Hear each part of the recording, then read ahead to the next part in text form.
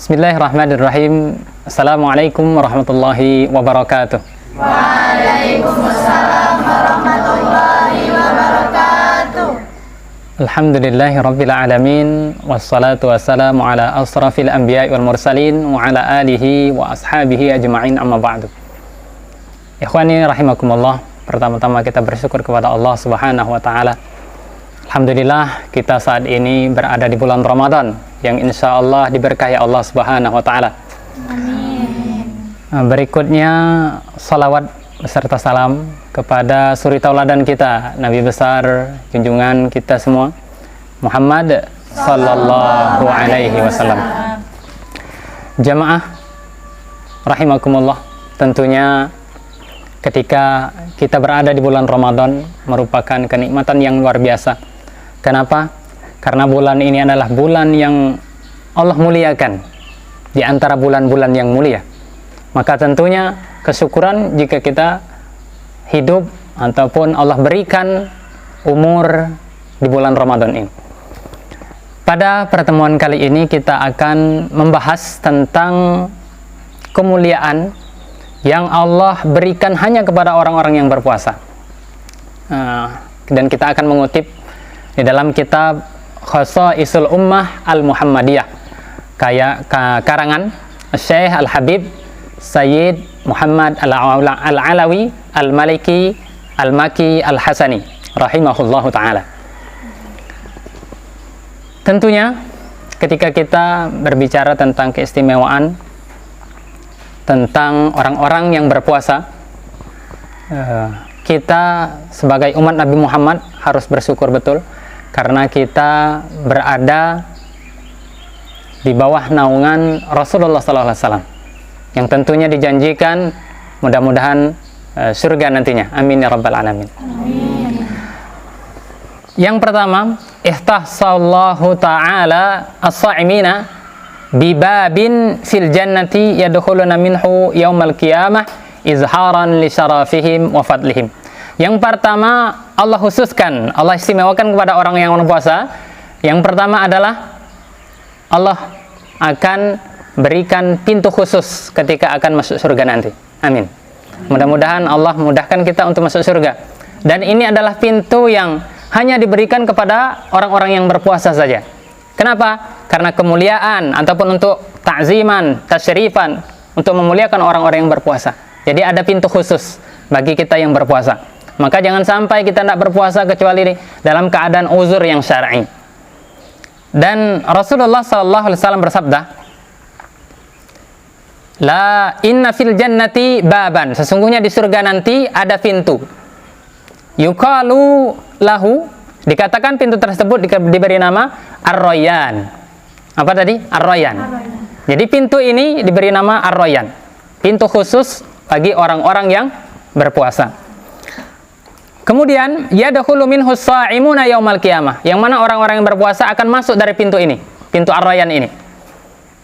La yadkhulu minhu ahadun ghairuhum. Tidak gate orang yang bisa masuk pintu ini kecuali orang-orang yang berpuasa saja. Yuqalu, kemudian dicari nanti, ditanya, aina as-sha'imun, mana nih orang-orang yang berpuasa? Fayakumun, kemudian mereka berdiri. Jadi orang-orang yang berpuasa nanti berdiri, dipanggil khusus. Mana orang-orang yang berpuasa? Kemudian mereka berdiri, kemudian faida dakhalu, ketika mereka sudah masuk, kemudian ughliqa, ditutup pintu tersebut, maka tidak katik lagi yang bisa masuk dari pintu tersebut.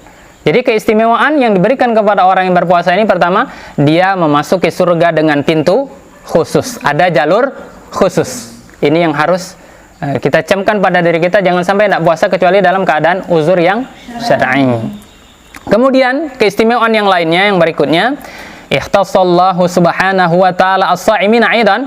Allah istimewakan juga bagi orang yang berpuasa bi an ja'ala saumahum lahum hisnan hasinan minan nar. Jadi bagi orang yang berpuasa, puasanya ini nanti akan menjadi hisnan hasinan, akan menjadi benteng. Ibarat pondok kita ini alhamdulillah mungkin belum ada pagar, belum ada bentengnya. Tetapi bagi orang yang berpuasa nanti Allah akan berikan benteng, akan jadikan puasa itu sebagai benteng minan nar. Hisnan hasinan minan nar, akan menjadi benteng dari api neraka. Supaya kita tidak masuk neraka, jangan tidak puasa. Supaya nanti jadi benteng kita. Oh, ini orang yang berpuasa, maka tidak bisa lagi dia masuk surga. Masuk neraka. Kenapa? Karena ada benteng. Bentengnya apa? Puasanya tadi. Allah jadikan puasanya sebagai benteng dari api neraka. Kemudian wasitran yaki sahibahu mimma yu'dhihi minasyahawati. Kemudian sebagai penghalang bagi orang yang berpuasa tersebut dari apa-apa yang membuat dia melakukan maksiat ataupun yang hawa nafsu kita ini harus dibentengi. Dan di antara benteng syahwat kita, nafsu kita, yaitu berpuasa. Wa nahan nafsa 'anil hawa. Menahan hawa nafsu itu adalah bagian daripada agama kita. Jangan sampai ada makanan, misalnya di kebun orang, nafsu kita, Masya Allah enak sekali makanan tersebut, kemudian kita tertarik untuk mengambilnya. Tetapi karena kita dituntut untuk melarang ataupun tidak boleh mencuri, akhirnya kita tidak jadi mencuri. Kenapa? Karena ada benteng tadi. Dan benteng kita daripada maksiat, benteng yang luar biasa agung ataupun kuat adalah puasa. Nah, maka ketika kita mau bermaksiat, ketika kita puasa, biasanya tidak jadi maksiat. Oh ya, aku ini puasa. Masa puasa mencuri? Masa puasa misalnya bermaksiat dan lain sebagainya, ya kan? Puasa tapi kok pacaran misalnya, kan? Maka ketika kita berpuasa, mudah-mudahan itu akan menjadi benteng dari kemaksiatan. Kemudian yaqulu sallallahu alaihi wasallam asyamu junnatun wa hisnun hasinun minan nar. Puasa juga sebagai junnah. Junnah itu perisai. Kalau orang mau perang itu biasanya ada perisai. Alat supaya menghindari dari tebasan pedang, ya. Ada yang namanya junnah ataupun perisai. Wa hisnun hasinun minan nar, juga sebagai benteng. Maka tentunya jangan sampai tidak puasa. Supaya ini kita semua kalau ditanya mau masuk surga atau neraka, pasti jawabannya surga. Tidak kata orang yang mau masuk neraka, tidak ada. Cuman kalau misalnya tidak puasa, berarti dia pengen masuk neraka hakikatnya. Maka jangan sampai tidak puasa. Puasa yang di sini yang sebagai perisai ataupun puasa yang menjadi benteng ini bukan hanya puasa yang hanya sekedar menahan lapar dan haus saja. Kalau hanya tidak makan, tidak minum, cuma tidak menahan hawa nafsu dari bermaksiat, itu bukan puasa yang diharapkan. Tentunya puasa di sini adalah puasa sebagaimana disampaikan oleh beliau Syekh Said Muhammad bin Alawi Al-Maliki. Beliau mengatakan, siam yang bagaimana? Puasa yang bagaimana? Siyamu man salima siyamahu minal ma'asi qaulan aw fi'lan. Jadi puasa yang yang menghalangi ataupun yang dia tidak masuk ke koridor maksiat ataupun tidak bermaksiat. Puasa yang suci daripada maksiat. Maksiat apa? Qaulan aw fi'lan. Maksiat yang berupa ucapan. Ada maksiat berupa ucapan? Ada. Kita ghibah, kita berbohong. Maka sesungguhnya itu adalah maksiat yang berupa ucapan. Berbohong, ghibah, ngomongkan orang. Maka tentu puasa yang terhindar dari kebohongan, dari ghibah, maka puasa ini akan menjadi benteng nanti, akan menjadi perisai nanti bagi orang yang berpuasa tersebut. Wa fi'lan, juga perbuatan, mungkin tingkah laku kita dan lain sebagainya. Maka mudah-mudahan puasa kita ini betul-betul menjadi benteng kita nanti ketika di padang mahsyar ataupun di hadapan Allah Subhanahu wa taala nanti. Amin ya rabbal alamin. Ikhwani rahimakumullah. Jadi bahkan disampaikan ketika ada orang yang mungkin mencela kita. Terkadang kita itu terbawa emosi. Ketika ada orang yang mencela kita, menghina kita, kita biasanya ikut mau mencela juga. Orang mengatakan kita dengan keburukan kita dan lain sebagainya, ataupun dan lain sebagainya, kita ikut mau juga melakukan itu. Orang mengatakan kita, kamu ini kenapa seperti ini? Akhirnya kita emosi ikut juga, mencela. Orang mencela, kita ikut mencela biasanya. Tetapi hendaknya jika kita berpuasa, katakan, ada orang yang menghina kita, ada orang yang mencela kita, katakan apa? Inni shaimun, aku berpuasa. Kenapa? Karena puasa tidak boleh iri ataupun tidak boleh mengucapkan kata-kata yang kasar, kata-kata yang tidak baik. Tentunya puasa, tetapi masih tetap melakukan kebohongan, berdosa, maka pahala puasanya bisa jadi akan sia-sia. Maka tentunya puasa kita harus betul-betul murni dari yang namanya kemaksiatan, ucapan ataupun perbuatan. Berikutnya yang nomor 3, keistimewaan ataupun kekhususan yang Allah berikan kepada orang yang berpuasa. Yang nomor 3 ini, bi'an ja'ala taghira famihi atyaba min rihil miski. Kita kalau lagi puasa itu biasanya, karena kita biasanya gosok gigi pun sebelum subuh, ya kan? Akhirnya bau mulut kita ini berubah. Dalam keadaan puasa tidak enak bau mulut kita ini. Tetapi Allah janjikan di sisi Allah, bau mulut kita yang mungkin tidak baik, tidak enak dicium, tetapi di sisi Allah Subhanahu wa taala hakikatnya bau mulut tersebut itu apa? Atyabu min apa? Min rihil miski. Lebih baik, lebih bagus, lebih harum daripada apa? Minyak kasturi. Jadi di sisi Allah sampai perubahan bau mulut kita pun di sisi Allah mulia. Lebih baik dari apa tadi? Dari minyak kasturi. Minyak kasturi itu minyak yang paling harum. Tetapi ternyata lebih harum mulut kita, mulut orang yang berpuasa yang tadi mungkin ada terkontaminasi dengan bau-bau dan yang tidak diharapkan mungkin ya. Tapi di sisi Allah itu luar biasa, lebih baik daripada minyak kasturi. Nah, ini nomor 4, keistimewaan, kekhususan yang Allah berikan kepada orang-orang yang berpuasa. Bi'an ja'ala lahu fi siyamihi farhatain. Nah, jadi Allah akan berikan 2 kebahagiaan bagi orang yang berpuasa. Yang pertama, fa idza aftara fariha.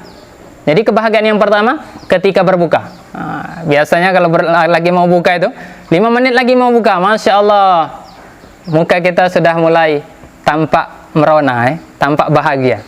Mau buka, Masya Allah, udah ada es. Saking bahagianya di meja makanan, padahal kita makan sendiri mungkin ya, karena masih jomblo. Cuman di hidangan penuh. Sudah ada bakso, ada model, ada apa lagi? Ada bergo, ada lekesau misalnya ya. Udah lengkap, esnya macam-macam juga. Ada es parut, ada es buah, ada dan lain sebagainya. Cuman ketika berbuka, saking senangnya tadi. Ya. Jadi senang betul kita ketika mau berbuka, apalagi ketika berbuka. Jadi kebahagiaan ini diberikan Allah kepada kita yang berpuasa. Kemudian kebahagiaan yang kedua, wa idza laqiyallaha fariha.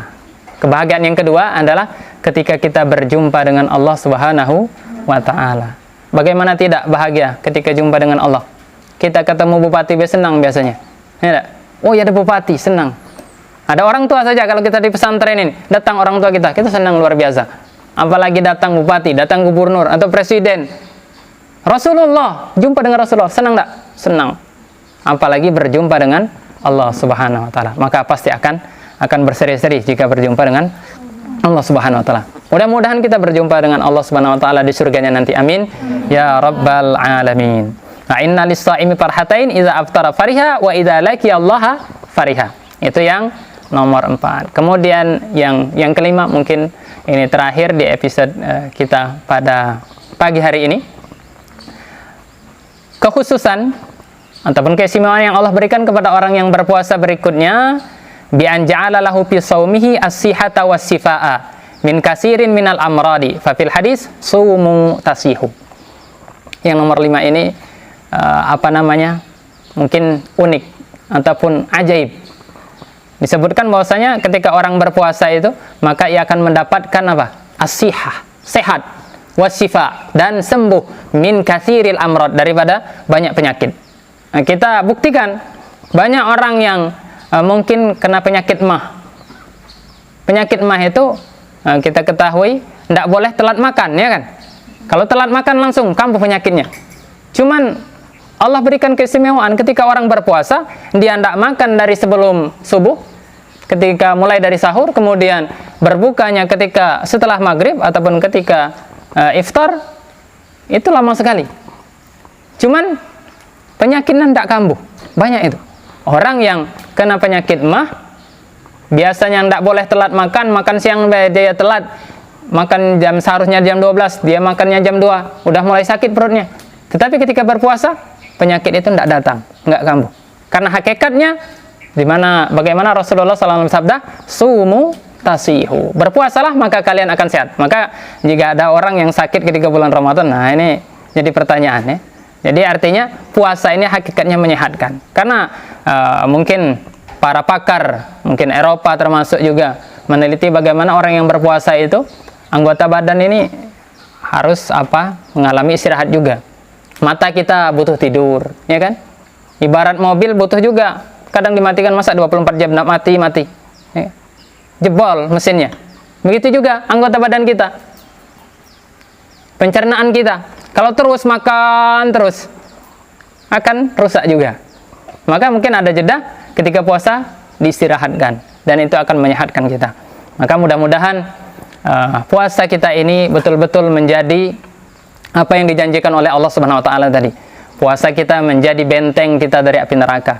Puasa kita menyehatkan kita dari berbagai macam penyakit. Kemudian puasa ini mudah-mudahan menjadi kebahagiaan kita di dunia dan di akhirat. Kebahagiaan kita di dunia apa? Ketika kita berbuka. Kebahagiaan di akhirat apa? Kita berjumpa dengan Allah Subhanahu wa taala. Demikian mudah-mudahan bermanfaat bagi kita semua. Mudah-mudahan puasa kita diterima Allah Subhanahu wa taala. Amin ya rabbal alamin. Terima kasih atas segala perhatiannya. Billahi taufiq wal hidayah. Wassalamualaikum warahmatullahi wabarakatuh. Waalaikumsalam warahmatullahi wabarakatuh.